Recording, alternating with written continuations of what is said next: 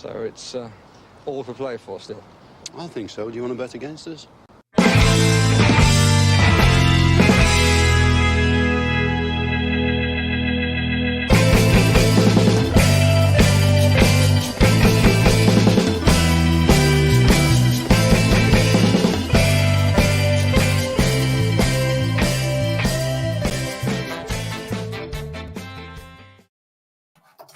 Hello, everybody, and that's much better. Hello, everybody, and welcome to For the Love of Paul McGrath podcast. Just waiting on Paddy. He'll be on any minute now, so don't worry. You don't have to go through my turgid ramblings all on my own. He is on his way.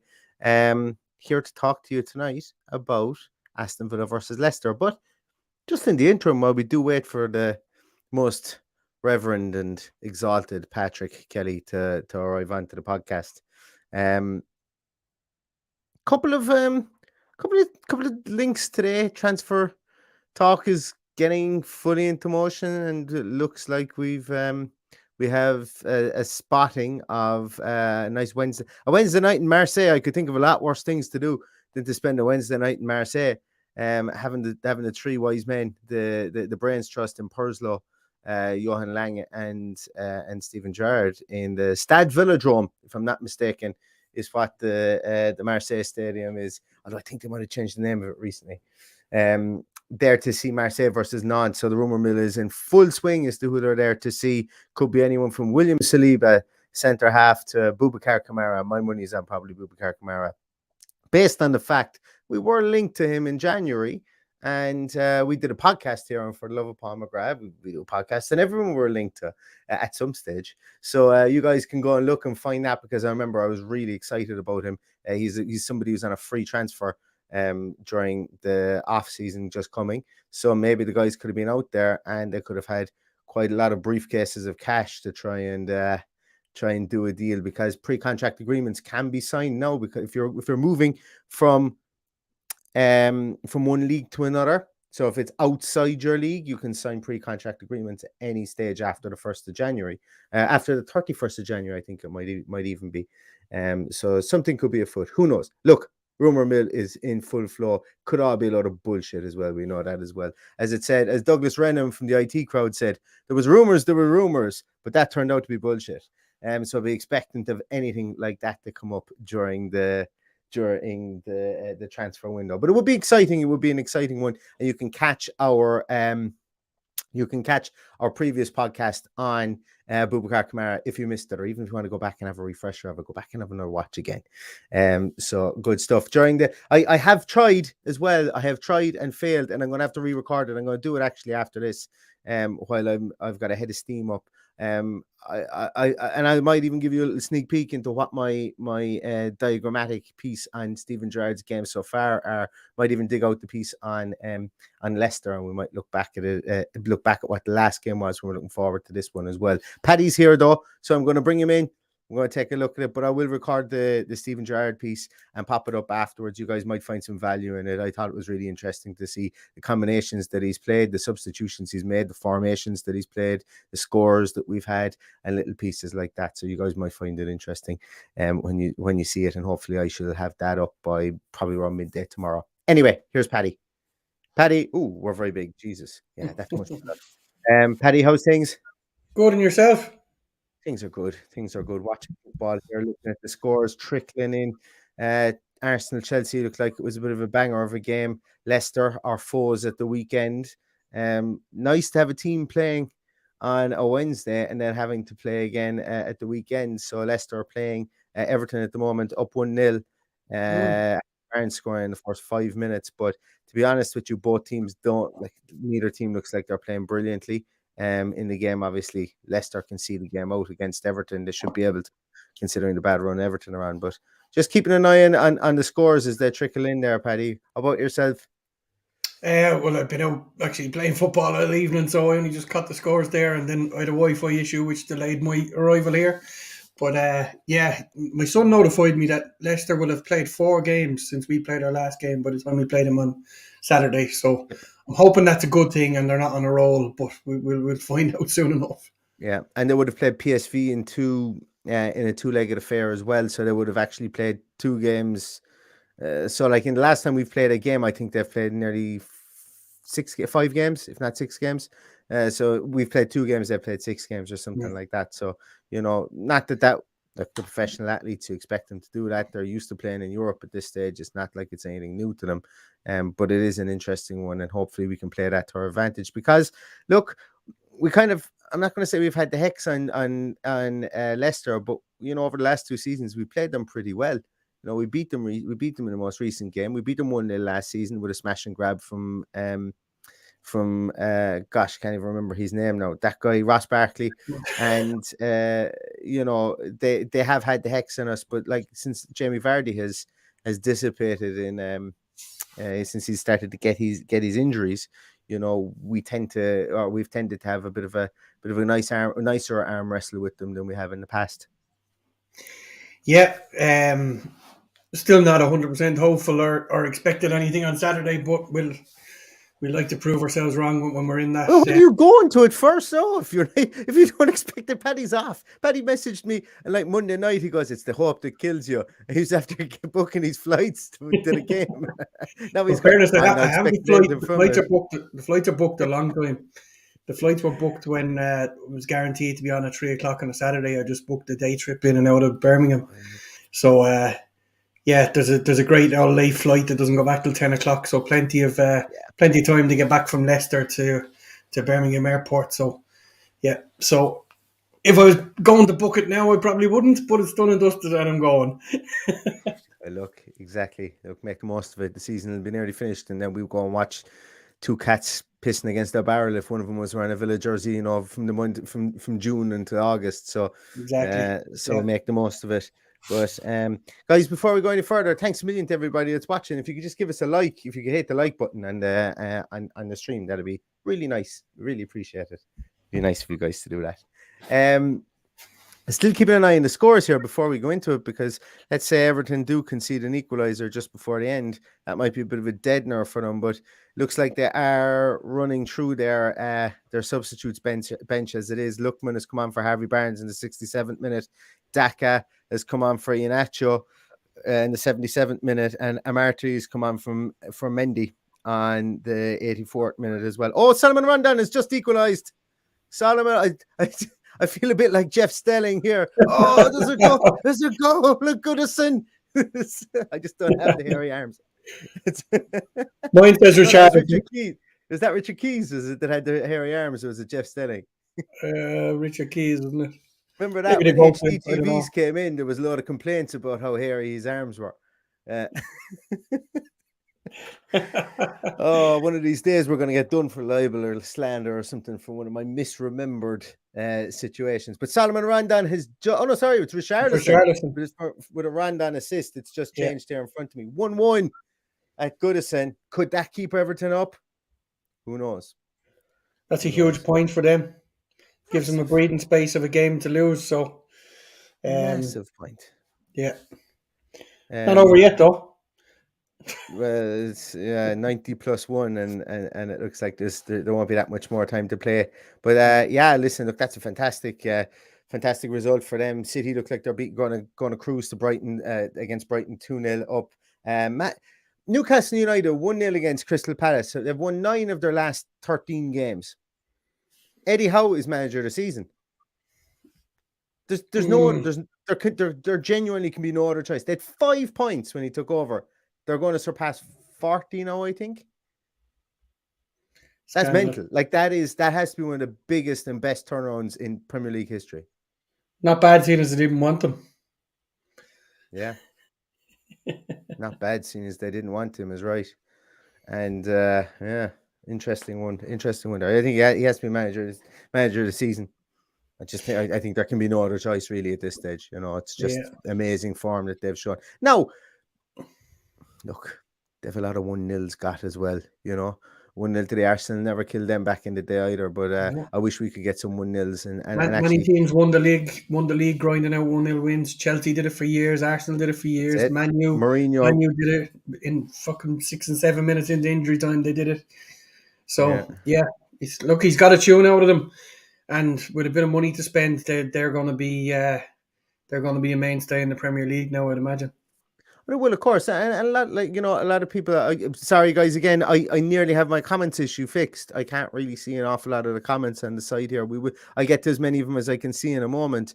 But a lot I've seen on Twitter, a lot of people have said, "Oh, it's worrying that Newcastle have leapfrogged us again." Newcastle are doing something that is rarely done in the league. If has ever, it could be the only time this has ever been done in the league. They've won 9 out of 13 from a position of only having 5 points and couldn't even buy a draw, never mind a win, before Eddie Howe took over.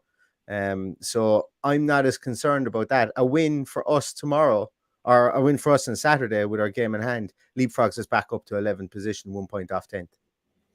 So I think that's what it does. That might be taken into account the Newcastle fixture, or Newcastle winning at the moment, but it'll bring us back up around that position again. At the end of the day, Neil, I couldn't give a shiny shite about Newcastle, to be honest. It's all about us. It's all about us growing and building for the future. I presume you were talking about Purslow, Lang and Gerrard before I came on. But, I was just mentioning that they're over Marseille. It'd be interesting to see if they come home, if they're backing up the Brinks truck for somebody over there, because I think we're going to be very surprised about the money that we will spend again. Not that don't have any inside info, but well, the thing is, we don't have to spend money on Kamara, do we? It's just a pre-contract agreement. Well, put it this way, I've never seen a free transfer go through that didn't have a big agent's fee. Well, agent fees aside, I think if you remember back to January, I was confident this deal was done, and I think they just wanted too much money at the time, considering he only had 6 months left on his contract, and that's why it wasn't done. So maybe that pre-contract agreement was signed back then, and they're gone over to rubber stamp it tonight, or just have a look at him or whatever. I don't know. But they could also be over there looking at Ludovic Blas as well from Nantes, who's another midfielder. Now he's more of an attacking midfielder, or they could be looking at, I don't know, they could be looking at Jerson or somebody over there. There are other players on the field too. It's just we've been linked with him. We've been linked with Boubacar Kamara, and it wasn't just like a spurious link on the back page of the Sun. Sorry to any Sun listeners or watchers there that are out there, or readers, should I say. But it came from the likes of Fabrizio Romano. It was also backed up by, I think, Tom Colombo. I butcher his name. But there was a couple of other people that backed it up as well, just at the time that we had an interest, and a strong interest at the time. But I think, look, we'll see. Could be absolute pie in the sky stuff, but that's why we love it. That's it. Paddy, we're nearly 13 minutes in. And we're not going to mention the Suarez link either, because I think that we're nearly 13 minutes in, and we've spoken about Leicester and Everton more than we've spoken about Leicester Aston Villa at the minute. But what this weekend is it's a strange one, Paddy. How am I going to put it? We've never been good after we've had a break, but we've been pretty poor before this break. So something has to change, something has to change. We had a kind of a mini little tournament friendly kind of a thing against Brentford B, where we took our fringe players to play Brentford B and hockeyed them during the week. Apparently there was some really good performances out there. I know that young Tim and the Tommy Riley were mentioned, and both of them, I think actually Tommy O'Reilly specifically played in the under-23s the next day, I think, or maybe the day before it. So he's had 2 games out recently. But I didn't see who scored any goals, but I would imagine that the goals came from the more senior players, because they did mention that the likes of Traore, Bailey and those did play. But they didn't mention that Carney Chukwuemeka played, Paddy. And that's why that to me might be a talking point, because surely you would have thought that he would have been that fringe that he would have played in a game like that, because he might need minutes. Or are we finally getting the changes that he's been talking about since Newcastle?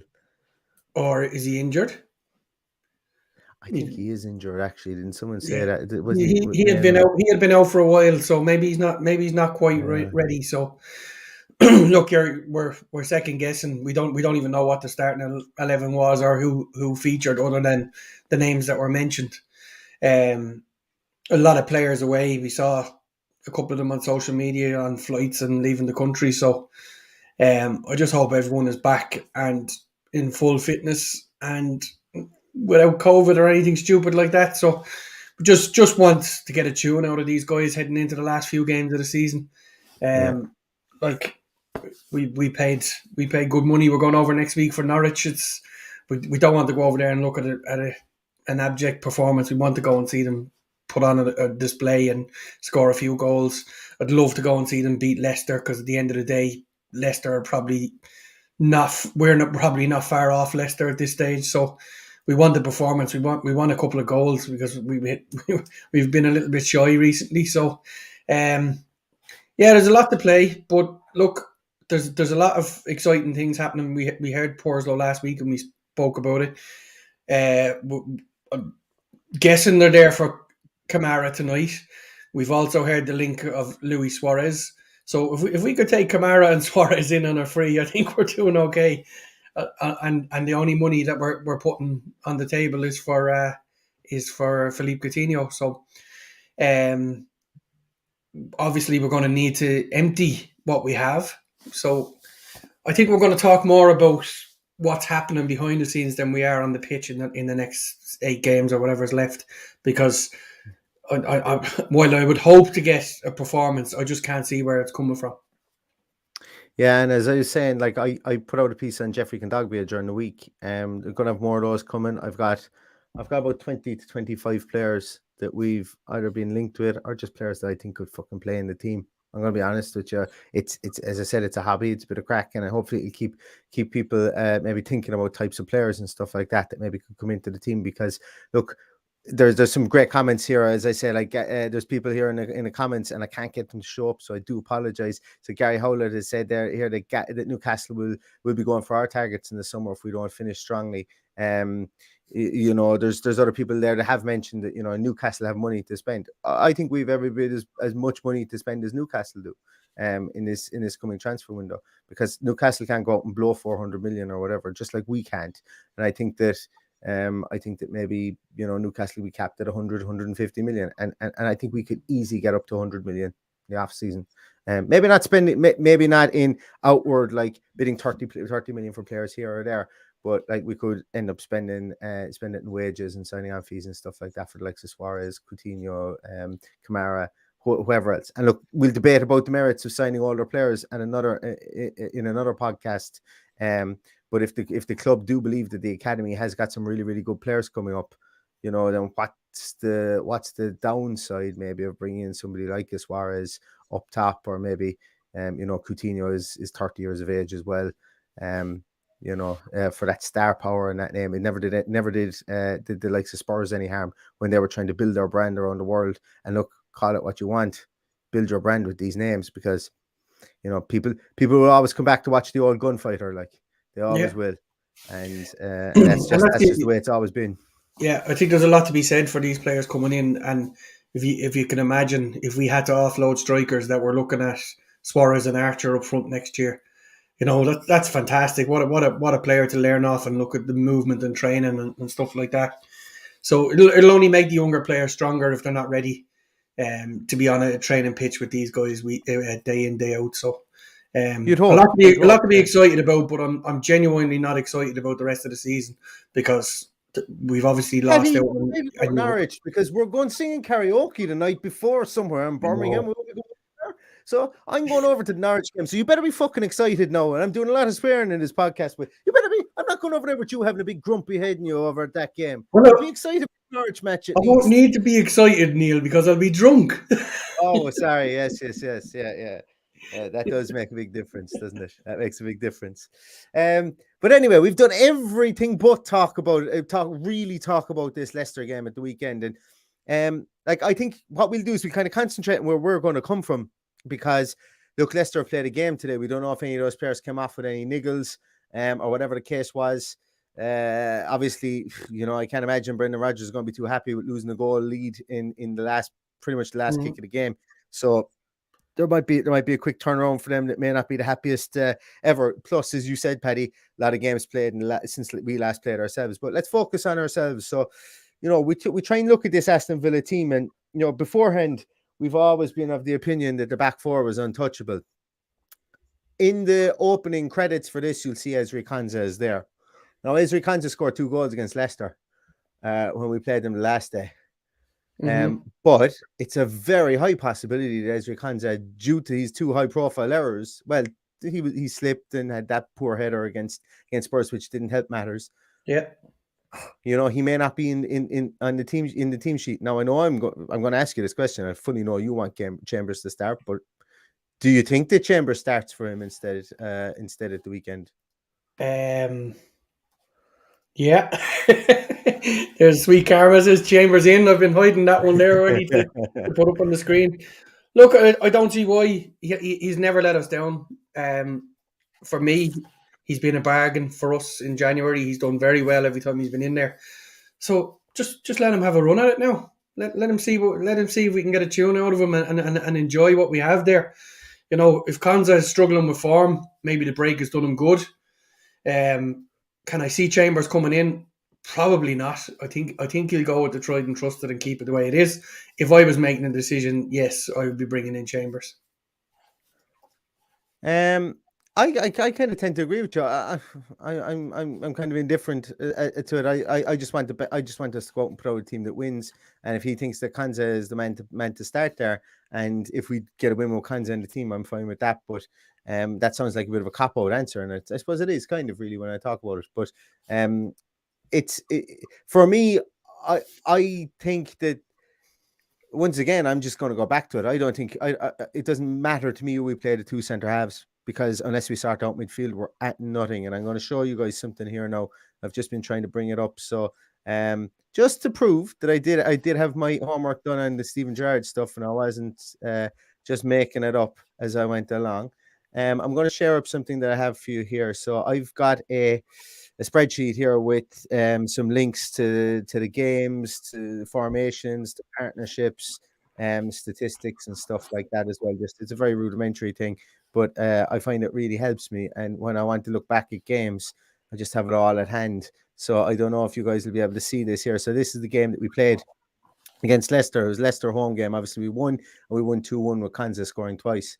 I had Konsa in my fantasy team that day, so I wasn't I the happy boy when he scored twice. So we played with 2 10s that day. But the interesting thing here for me was look at the way our formation set up. Obviously, we were back in the halcyon days of having Marvelous Nakamba in there. We can see where number 19 is, exactly where I would love him to be. We had Tyrone Mings and Ezri Konsa were back a small bit further. So I hope you guys can see this and it is clear. Ashley Young started off the left wing that day. And we had obviously Matty Cash, but look how wide when we played with Nakamba there, watch how wide our two midfielders could be. Now that isn't exactly a bad thing, and it did prove not to be a bad thing that on this day, because it allowed us to protect our fullbacks. It very much allowed us to protect our fullbacks if our fullbacks wanted to go forward, because number one, Nakamba was searching through the middle here. It allowed Mings to go out, but also the width that we were able to play in this, almost like it's not a diamond, but it's a funny kind of a funny looking diamond, because we did have Buendia and Ramsey did play in the 10 position this day. You know, we can see here that Ramsey played very much in the 10 position here, and Watkins led the line on his own up top. So a really different formation, not one that we've seen very much from Steven Gerrard since, specifically since Marvelous Nakamba has been injured. You will see this in the in-depth analysis that I go into game by game. And you will see it when I go through it, when I record it after this, or re-record it, because it was a corrupted file afterwards. So our centre back partnership that day was Mings and Konsa. Midfield was Nakamba, Luis and McGinn. So we can see here that Luis and McGinn played in midfield, and Luis played really well in that 8 position, and he went on afterwards. He played Man City the game after this. I think we played Man City. No, we played Liverpool after this. We played Man City before this. And Luis played really, really well in that position too. You know, so obviously having the protector here and meaning that these two guys didn't have to go as far forward probably gave us a small bit more stability within the team. Look at our shot map, our strikers there, as we said, Buendia, Watkins, Ramsey. Our shot map was brilliant. Like, you want to see a nice tight shot map like this in a lot of ways. We were getting the ball back to the penalty area here, which was fantastic. Only 2 wild ones from outside the box. I can imagine this one here was John McGinn. I'd say if I had to go back and look at it, it just looks like an area he'd take a shot from. and maybe this one here was a cross-come shot from an Ashley Young or something along those lines. Substitutions made as well. I've been tracking the subs, but were made. Sanson came on in this game. We had a Sanson sighting. Really interesting one, actually. When I break down, and I have some notes here on it, when you break down the amount of times people have come on as subs, it actually made me think, oh my God, you wouldn't have thought you would have seen these guys as many times over the course of the year, but they would have come on as subs. So Sanson came in for Luis. We also saw Carney, but the big one was a man who isn't even at the club and a man who isn't even getting many minutes, I don't think, for Napoli at the moment, is Axel Tuanzebe came on for Jacob Ramsey to shore things up and to go in there in that defensive midfielder position. So when you look back at the way that we played them the last time, it's really mad because we had this real foresight and goal of having that anchor midfielder, having a midfielder that could anchor that position, so much so that we brought on a second one when we needed to see out the game. Now we don't have anyone that can do that. And it's like as if we completely abandoned that as a tenet of our game, which is unexplained as of yet. So just a really, really interesting one. It's good to look back on the actual game itself and to see it. We can I've got stats linked there, but they didn't start with Jamie Vardy. They brought Vardy on the 65th minute. They brought Ozzy Perez on the 78th minute, and they brought on Kelechi Iheanacho on the 86th minute. So they really, really went for it to try and get their draw, but we were able to see it out for a finish, and we were able to after the Harvey Barnes goal, because remember as well, they got a Harvey Barnes goal in the first 40 in the 14th minute. So they kind of caught us cold that time as well to get their goal. So that's really what we're looking at. That's the way the last game went. That's the story of the last game. And I think when the big thing for me is, and we can talk about the centre-back partnerships all we want, the centre-back partnership of Konsa and Mings works. Maybe if we were to play Chambers in that defensive midfielder role, I think maybe we would be better served in a game like this, because even looking at the way that team sets up, there's just endless opportunities for attacking there. Even if you did want to go wide, I really, really like it. And I think I really want to see as well. I've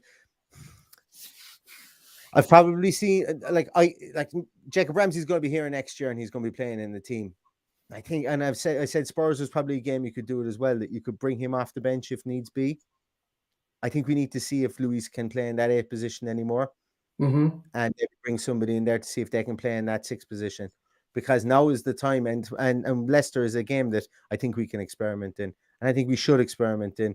And I think it doesn't have to be all out experimentation. It doesn't have to be Leon Bailey playing up top in the 10 position or in the 9 position with Watkins. It doesn't have to be anything as mad as that, or it doesn't have to be Sanson playing in an 8 position and McGinn playing in a 6. I think something a bit more traditional, whereby you bring in a Chambers in there and get him to hold the fort and see if Luis can go in midfield. That's just my ramblings on it, Paddy. What you think? Am I off the mark with it, or? No, but it's obviously the setup. It's going to be close enough, even with personnel. Obviously, we've got Coutinho into the mix there. Ashley Young will probably start because we're going to be without Luca Dean. Nakamba, we're all hoping Nakamba will be back. So, look, the only difference I can see there is where Ramsey fits in. So, Ramsey will obviously keep his place, I would imagine, with Luis and Sanson on the bench. So, you would like to see it. I've said it already. I'd like to see Sanson get a run. Maybe they're over there softening the blow and giving them Sanson back for Kamara. We'll find out soon enough. But I honestly want to see him get a run in the team to see if he's going to be a dud, then we can let him go with our blessing at the end of the season. But I think with a run, we could see what he's capable of. So that's what I'd like to see on Saturday, at the expense of Douglas Luiz. So let's see how it goes. Paddy, apparently we have to go up and do Jedward on the Friday night. I'm very surprised that such a clever man like Soupy Mark knows who Jedward are. Absolutely. No, look, Guy, I'm a lot more positive about this game than I was the Spurs game, because Spurs are a complete another juggernaut. Leicester have had a rick in them all season. Leicester can't defend corners. Leicester can't defend any set pieces. So Aston McPhee, go earn your money again. At the start of the season, we were raving about Laddie McPhee and everything. We haven't done a peep about him since Bundia scored a goal against Everton about 6 or 8 weeks ago. And because we've done very, very little from set pieces. Now, I think there's a lot in that as well. It's very hard to replicate set pieces throughout the season, and you'll always hear a team like that's why the likes of Burnley. Sometimes at the start of the season, Burnley start off like a train. They score from corners and stuff like that, but it's very hard to get longevity from it because set pieces should always be. There should be an attacker's game, but majority of the time, it's very difficult to get them perfect, and they become a 70 or maybe a 65-35 to a defender. So you should be expecting to clear more corners than are scored against you in the course of a season, and that's just the way it goes. I think. And I think if you look at the statistics, it's become much harder to score from a corner. It's become much harder to score from direct free kicks. Everything is changing in the game, so you've got to look at different ways. And in fairness, we see a different variation of corners and free kicks in every game.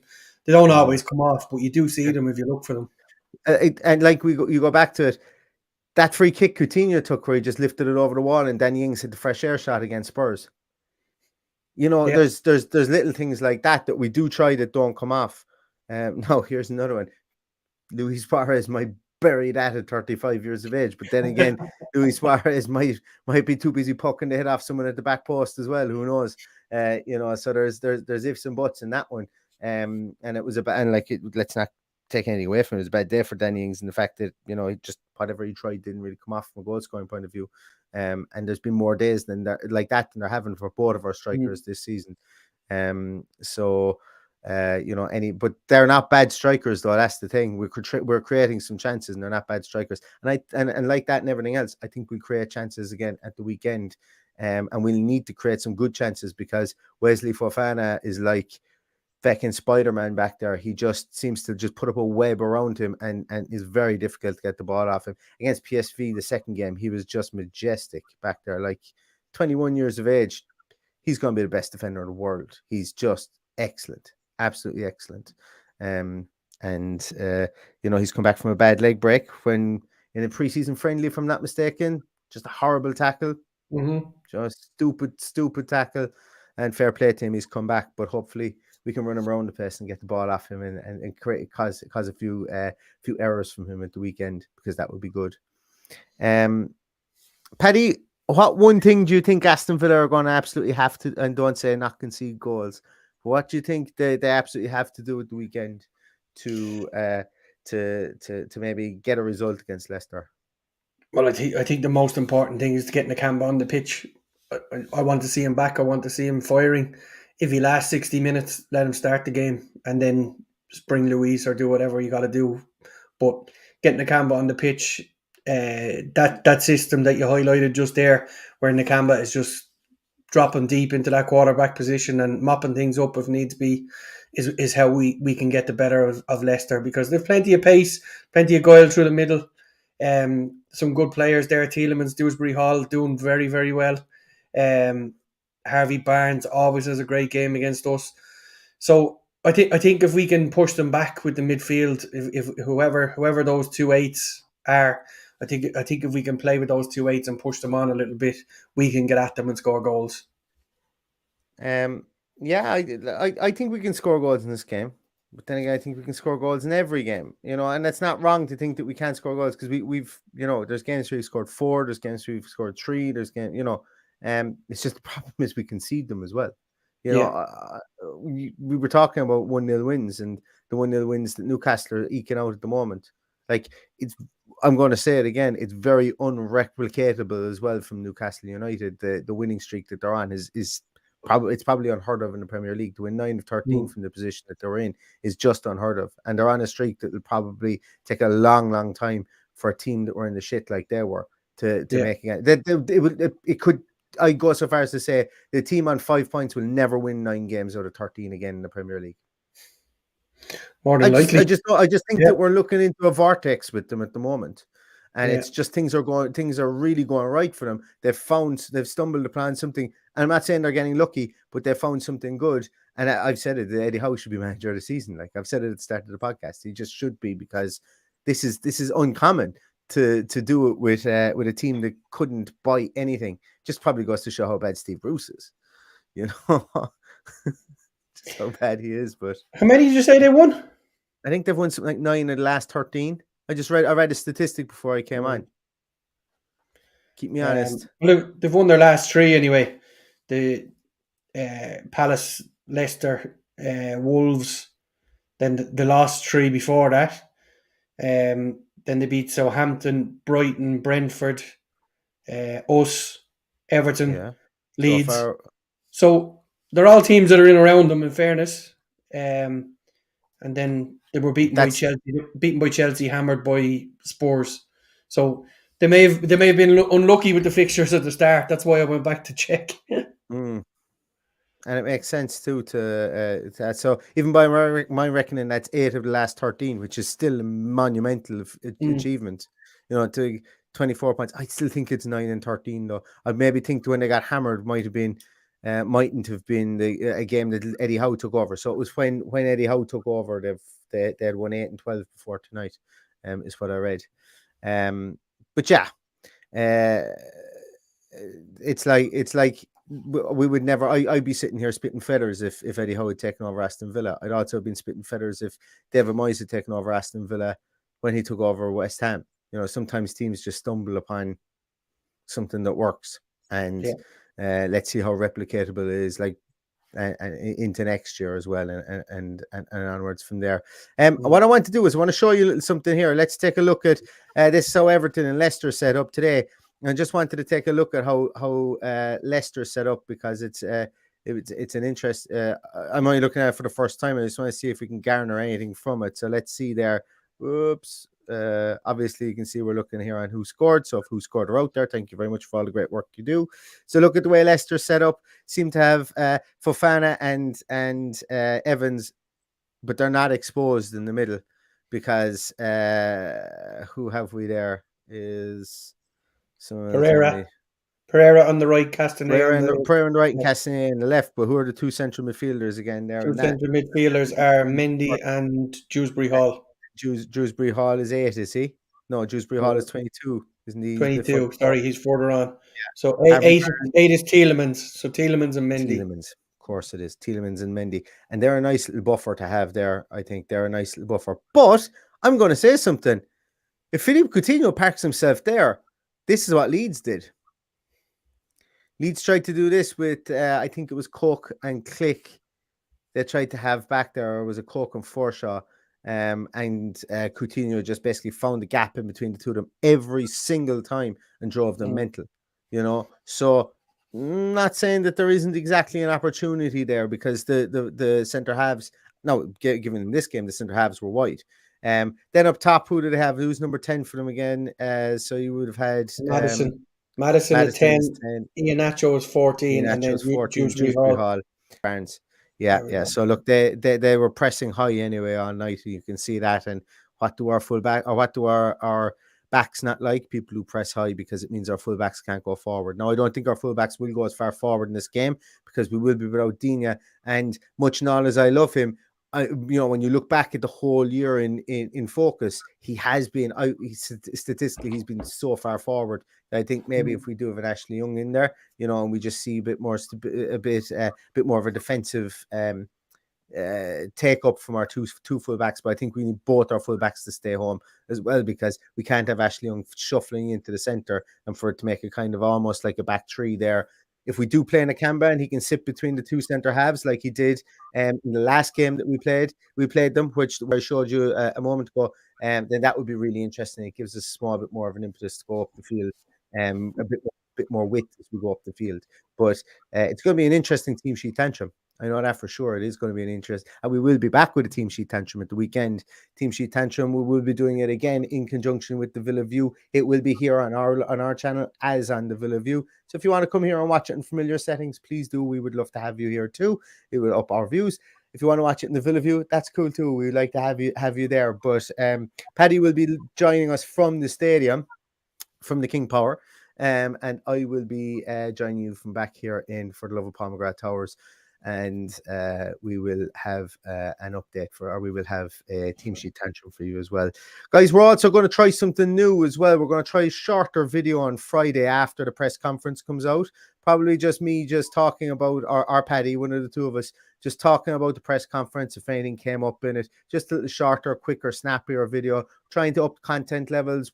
To be honest with you, I'm going to try and go 5 days, if not 7 days, 5 or 6 days a week over the off season, trying to do smaller bits and pieces, because I just love talking about Aston Villa, and we'll see how that goes. It could be pie in the sky, life could get in the way, but we'll have a crack off it anyway, and it'll be enjoyable no matter what we do.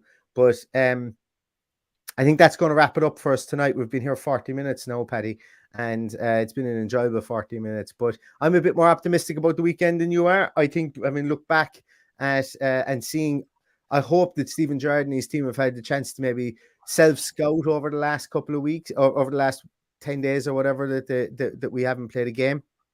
Because there are some things that just really did bounce off the page. And I don't know whether it's players have been told to do certain things that I don't agree with, or maybe players aren't doing things that that Stephen Gerrard is asking him to do. But one of those two things would have to change, I think, for me, for us to have a bit of a bounce towards the end of the season. But I still am more confident than that going into this game at the weekend. Don't you know that at 2 o'clock or 10 to 2, when I log on, I will be bouncing and expecting us to win 4-0. But we'll see. We'll wait for then. see who we get to talk about in our tantrum and what way we're going to set up. Yeah, Paddy, will you do me a favor when you get to the King Power? Will you check to see what the parking situation is like?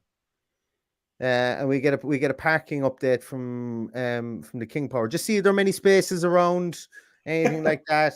We can tell you that there's a lot of spaces around, because they moved the stadium, obviously, from I was there before, but it was only outside. But they moved from Filbert Street, obviously, where you were walking through someone's garden to get into the away end. That's showing my age now, because I actually went to Filbert Street, but they moved it to a bowl in a car park in the middle of nowhere. So yes, there's lots of car parking around for those that are interested. But we'll never move to a soulless bowl, so we'll never have to worry about car parking. No. It was the Walker Stadium, and is now the King Power Stadium. You know, is that what I called it? No. You call it Filbert. Filbert Street was Filbert Street. Then they moved to the Walker Stadium under Martin O'Neill, and then they moved on. Then from Martin O'Neill, or it was the Walker Stadium, then it became King Power. So, there is a downside to sponsoring a ground like that, because who wants to keep on having to remember what the name of their ground is? Just call it Filbert Street and leave it at that.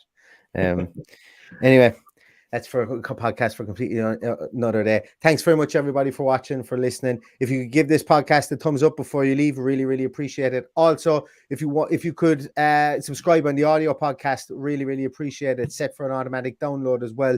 As I said, we'll be looking to do more and more content and try and go at 5, 6, 7 days a week over the off season. Some of those will be audio only, and I'll be just putting up notifications on YouTube to say that they're audio podcasts. So I'd love if you guys could help us out, maybe support us in that way as well. It doesn't cost you anything to subscribe on Apple iTunes or on Spotify or on Amazon Music or wherever you watch it, wherever you listen to your podcasts. That would be great too.